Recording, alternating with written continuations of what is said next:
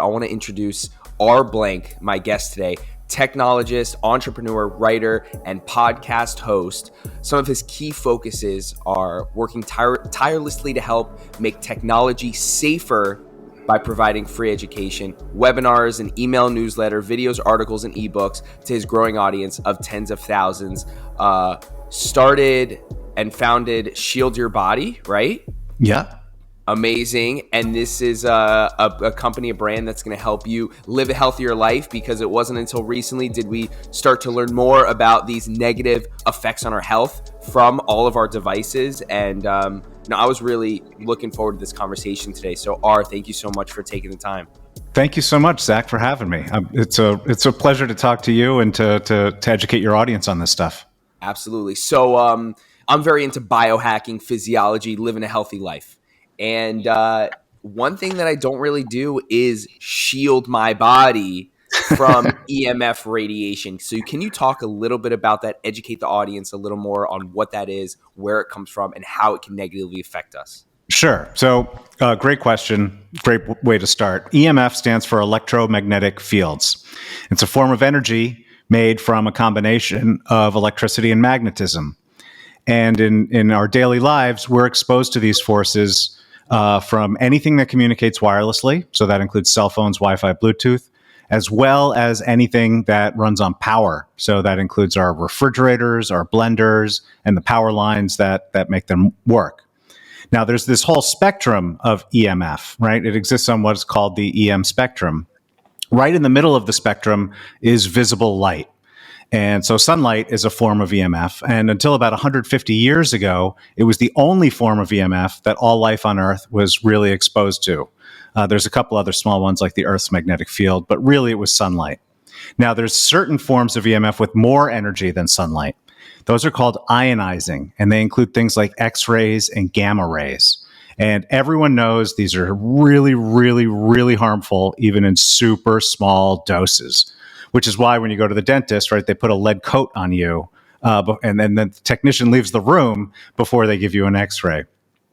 Now, there's other forms of EMF, and those are the ones I was just talking about, like the ones that come off cell phones and power lines. Those have less energy than sunlight.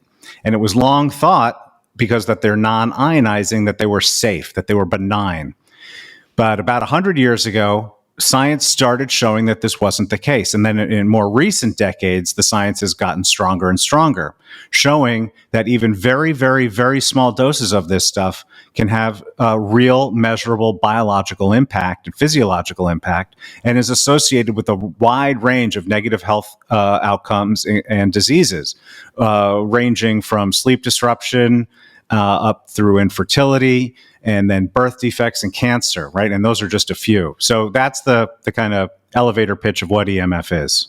Got it. Okay. All right. So my cell phone, I'm going to use a very common example. I always have my cell phone in my pocket. Sometimes I wear like a fanny pack type thing, which I see that you guys have, which I'm very interested in, that goes across crossbody, and I keep my cell phone in there. Now, I have so many questions, but I guess my first question is this: how bad is it if my cell phone is in my pocket? So that's actually, and I'm going to try to couch everything in terms that because my goal isn't to terrify anybody, because I know when people start learning about this, it's easy to become sort of overwhelmed with concern, and that's not my goal. Cell phones in pockets, in my estimation, and it's also bras, right? Because a lot of women carry their cell phones in their bras, is likely one of the biggest, if not the biggest, source of a person's exposure.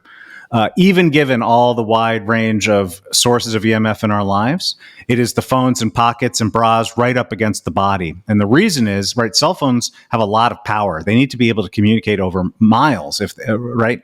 And when they're right in your pocket or in your bra or anywhere right up against your body, you are getting a full dose of what that phone has to give for extended periods of time. And so, and for years on end, right? Because people just do this. And so it not carrying your phone in your pocket or your bra is one of the top things. It's actually in general the first thing I tell people to do, or to put it into airplane mode if you are carrying it right up against your body, because it is such a significant source of exposure. And I'll just throw in one more thing here, right? If you read the manual for a lot of these devices, they'll tell you not to do that. Right? They'll say there should be a minimum distance between the device and your button. This includes iPhones. There should be a minimum distance, but it's in the small print in the manuals. Of course. Now, when this cell phone is right up against my genital area, or when a female is holding her phone up against her breasts, what is scientifically occurring? Is it that the radiation and the waves are going through, penetrating the skin into the body and breaking down the cells, or is it forcing like negative energy into the body? Can you tell me? It's sort of both, right? So, and there's a huge amount of science. I know we have a little bit of time here. So, but the answer is yes, it is definitely impacting the cells. There's a set of studies done in the 90s by a couple of researchers named Dr. Henry Lai and Dr. Narendra Singh. And they showed, at the time they were using cordless phones, but it's very similar. And they showed that exposure to cordless phone radiation destroyed DNA, right? It caused these what are called strand breaks. And that's when the DNA strands break apart. And that's a mechanism by which mutations occur or cells can die, depending on how bad the damage is. And that is heavily peer-reviewed research, replicated many times. There's other research about voltage-gated calcium channels. Some of the best stuff on this topic is done by Dr. Martin Paul. And what he shows is that exposure to cell phone radiation impacts these voltage-gated calcium channels, which are on the cells, which leads to a disruption in how much calcium is allowed in and out of the cell. This is a key mechanism by which oxidative stress occurs. And oxidative stress then leads to accumulation of free radicals, inflammation, and all sorts of other damage, right? So you have key mechanisms in the cells that are impacted just by regular doses of cell phone radiation. And some of the diseases that you'll see manifesting, right? You see they're obviously infertility, particularly in men, infertility, subfertility, and erectile dysfunction. I will say, that for people who are interested in that, fortunately, just stopping carrying your phone in your pocket will restore the health of the sperm, because the sperm is regenerated every day, right? And so there's studies that show this, that there are men who carry their phones in their pockets have much lower sperm counts, but when they stop carrying their phones in their pockets, it can be restored. But it's not just the infertility, right? You're seeing increasing links to more concerning outcomes like colorectal cancer. So there's as well as prostate cancer. So there's a whole wide range of negative health impacts that can result from that particular type of exposure. Yeah. So a lot of people that are listening right now, they may not be biohackers. They may still be eating sugar and processed foods. And the last thing that they're concerned about is the radiation coming off of their cell phone. Right. So what are some simple ways that someone can reduce the radiation coming from their phone? And do AirPods help minimize EMF, or does that increase the EMF radiation? Yeah, AirPods are definitely increasing your exposure, right? So AirPods use Bluetooth. And Bluetooth is basically the same as Wi-Fi radiation, except a little less powered. So wired headphones would be okay. Wired headphones or speaker mode are the way to go. Done. Yeah. Okay. Next piece of advice is, like I just said, stopping carrying your phone in your pocket or your bra. Or if you do, put it into airplane mode. When you put your phone into airplane mode, it essentially stops all the radiation coming off of the device. And there's a whole lot of stuff you can still do with your phone in airplane mode. Next thing is to turn off your Wi-Fi devices, your router and devices at night when you're asleep. You're not getting any value or use out of them, but you're getting that whole exposure for 6, 7, 8 hours, however long you're sleeping. There's one human optimization guy I talked to who runs a retreat in Indonesia, and he started turning off his Wi-Fi at night, and with his Aura ring, he could measure instantly he was getting 15 minutes more of deep sleep every night just Amazing. from turning off his Wi-Fi. Wow. So, and then another one would be never to hold your phone up against your head. I mean, we covered that a little with the headset. Always use headset or speakerphone mode when you're holding it right up against your head. And again, this is one of those things where if you actually read the manual, you're not even supposed to do it. But you're getting a really big dose in a really vulnerable part of your body because it's the brain, it's the eyes, and there's a whole bunch of really important nerves up there as well. So, and the final one I would say, because just giving a short list here, is not sleeping with your phone, or again, turning it into airplane mode if you do, for very similar reasons, right? You don't need when you're getting no value out of the technology, right? If you're asleep and your phone's on next to you, you're not actually using it. If you're getting no value out of the technology, kill the exposure, because those are the easiest ones to get rid of without changing your enjoyment or experience with technology. Yeah. Okay, cool. And then I was going to ask, are there any phone cases or anything? But I notice the Shield Your Body phone shield, the Shield Your Body phone pouch, the Shield Your Body sling bag are all great options if you want to reduce that EMF. So can you talk a little bit about the technology that you have that's whether it's patented or it's specialized to your products that reduces the EMF radiation? Sure. So if your listeners go out and just search for EMF protection, there's a whole lot of different options out there, some of which are based in science and some of which aren't.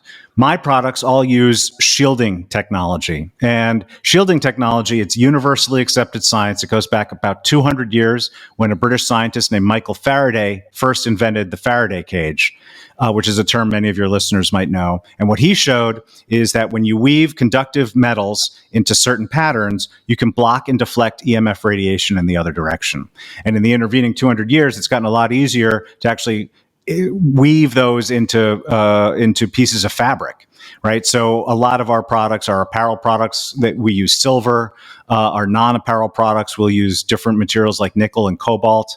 And so with the phone pouch, for example, which is our most popular product, that is designed with radiation shielding at the back of the pouch and no shielding at the front of the pouch. And so you hold it on your belt or in your pocket, and it deflects the radiation away from your body while still allowing your phone to work and function as you'd want. And so that for people who, I told you my top piece of advice is to not carry your phone in your pocket. But I know just by dealing with people every day, there are people who can't do that or aren't willing to do that. And that's where a product like the phone pouch comes in, because it makes it safer to carry your phone in your pocket. And so all of my products are based on shielding technology. We have independent lab data posted on the website. We have testing videos posted on the website. And I have a guide for free that shows people how they can test my products for themselves in order to see that they're actually working with real quantifiable measurements. Yeah, no, this looks great. I'm looking at the phone shield and the phone pouch. I see that the phone pouch, the phone is easily accessible, right? Now, the phone shield, how does that work? Not scientifically, but where does the phone go in, or is that kind of just wraps around it? No, that's a great question. So the shield, it's more like a nice card, and it's designed to go in between the phone and your body. With all EMF shielding, you want the shielding product itself to be in between the source and your body, and that's how it deflects radiation in the other way away from your body. And so the 5G phone shield is designed to be in your pocket between your phone and your body.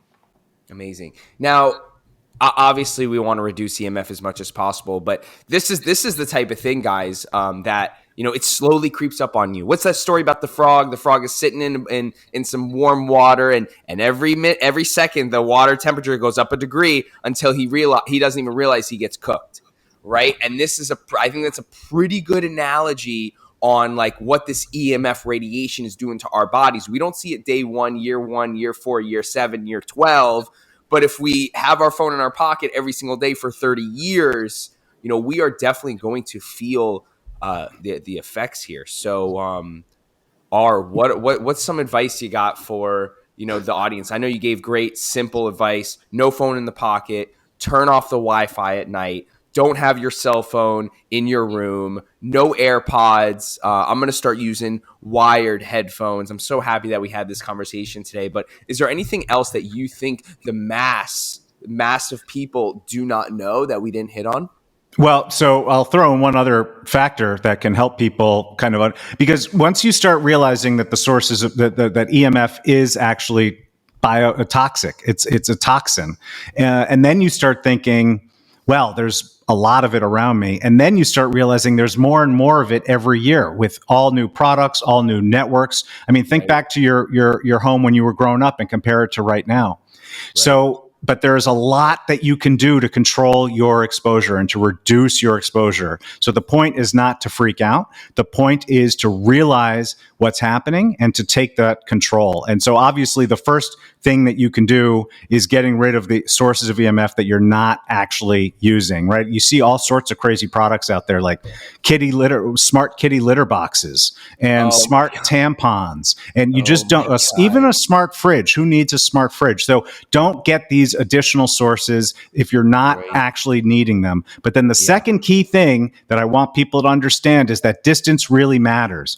right? Because the power of EMF radiation diminishes exponentially with distance. So when you're using this technology, keep it as far away from you as is practical, right? So like my laptop that I'm talking to you on right now, that is feet away from me. I have a wired keyboard that helps me keep it further away from me. The distance really makes a difference. And that's another great way to reduce your exposure. Okay, I love that. And just to be crystal clear, just so I am preaching the right information, it's the Bluetooth and the Wi-Fi is what we're like when you say smart fridge and smart tampon, it's that these devices have Bluetooth technology, right? Yeah, I mean, but I mean, it depends on the technology. So there's Bluetooth, there's Wi-Fi. Some other devices use a protocol called NFC. That's how like Apple Pay works. And some of them actually have cell phone connections. So so they're actually communicating with the cell phone networks.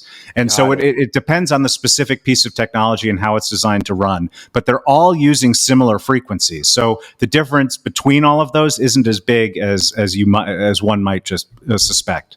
Okay, amazing. R blank. Thank you so much for your time today. This was an amazing episode. I wanted to thank you sincerely for everything. Everyone that's listening, go ahead to Twitter, where you can follow Shield Your Body at Shield Your Body. You can follow them on Facebook, follow them on Instagram. You can follow them on YouTube /Shield Your Body for all socials.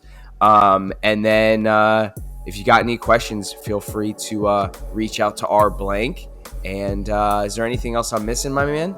No, just the website at shieldyourbody.com. That's it, shieldyourbody.com. R, thank you so much. And thank you, Zach. This has been great. I really appreciate it. Talk soon. What's up, guys? I want to thank you so much for listening to the podcast. We have hundreds of weekly listeners, and I wanted to make sure that everyone listening is hyper aware of how I can serve them best. So if you're interested in hiring me as your life coach or hiring me as your nutritionist, or maybe you just want to get some free advice, head over to lifecoachzach.com, book a free 30-minute consultation, serious inquiries only, and I would love to ask you serious, open-ended, powerful questions that are going to help you pivot your life in a better direction. Let's co-create an action plan and really step in to the greatest version of ourselves.